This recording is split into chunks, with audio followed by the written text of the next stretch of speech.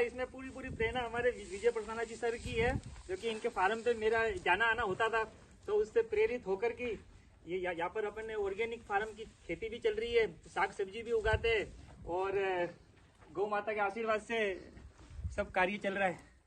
Anaerobic bacteria tank है, इसमें जैसे सामने आपको जो दिख रहा है टैंक दिख रहा है, उसमें हम गौ माता की कृपा से जो उनका खाद है, उनका गौमूत्र है, छाछ है, फिर सेजन की पत्तियां है और दूसरा कोई भी सब्जियों का वेस्ट होता है वो इसमें डालते हैं और पानी के साथ में ये इसमें आके इकट्ठा हो जाता है। ठीक है ना। 40 दिन के बाद 40 दिन तक इसको एक बार रखना पड़ता है, फिर आप जितना चाहो उतना इसमें लो और उसमें वापस भरते रहो, फिर ये सिस्टम चलता रहता है।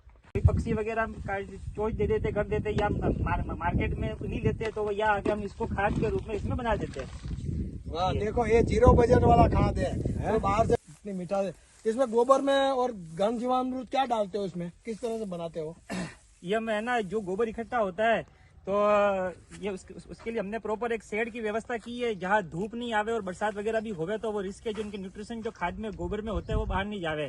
तो उसके लिए हम जीवामृत बनाते हैं और गोबर का घोल बनाते हैं, जो उस खाद के ऊपर खड्डा करके और जो उसकी परत होती है उसमें जैसे गोबर हो गया, छाछ हो गई, गौमूत्र हो गया और जीवामृत हो गया, तो उसकी परत बिछा देते हैं। फिर उसके ऊपर बारदान या पराली लगाकर उसको फिर 2 महीने के लिए छोड़ना पड़े, 60 दिन के लिए।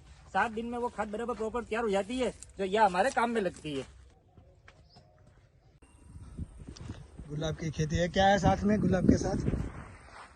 गुलाब के साथ में गेंदा है। हाँ, और बाकी ये केला है, केसर आम है, किन्नू है, फिर वहाँ साइड में सागवान लगे हुए हैं और नींबू है, यहाँ अमरूद है, मौसम्बी है, अंजीर है।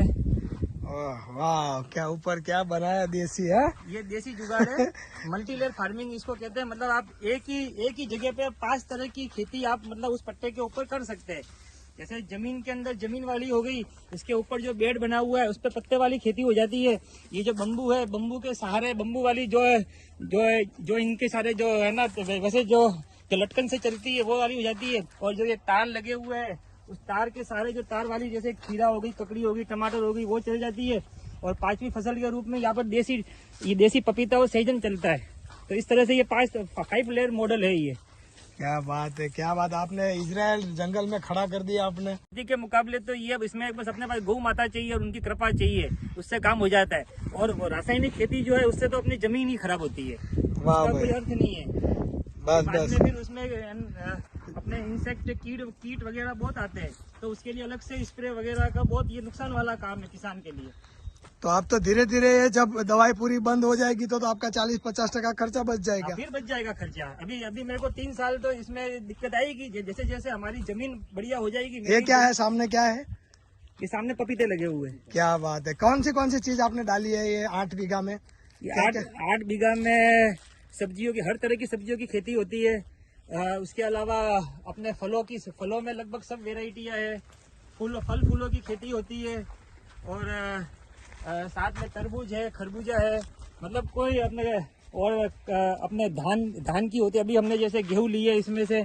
उसके अलावा सामने हमारे एक प्लॉट में मक्का भी हो रहा है और अभी ज्वार की भी तैयारी चल रही है। तो वो हम जो हरा अनाज गौ माता के लिए प्रॉपर ऑर्गेनिक तरीके से करते हैं, बाकी खेती भी ऑर्गेनिक ही होती है।